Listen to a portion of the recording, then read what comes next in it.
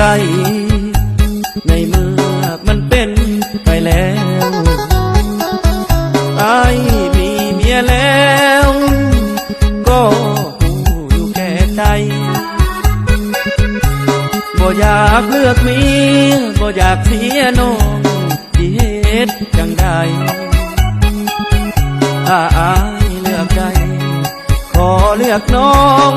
ทั้งสองคนถ้าอายเลือกเมียก็ต้องเสียน้องคนที่หักใจมันลำบากคิดหนักวุ่นวายสับสนแต่ว่าตอนนี้อยากเก็บไว้ในใจสองคนอายหักหน้าบนเมียอายก็หักคือกันสองใจสองทางบ่อยากเสียนางบ่อยากเสียเมียลอยมาขอเคียร์สองคนเราเข้าใจกันถ้าเมียอายหูคงจบแล้วความสัมพันธ์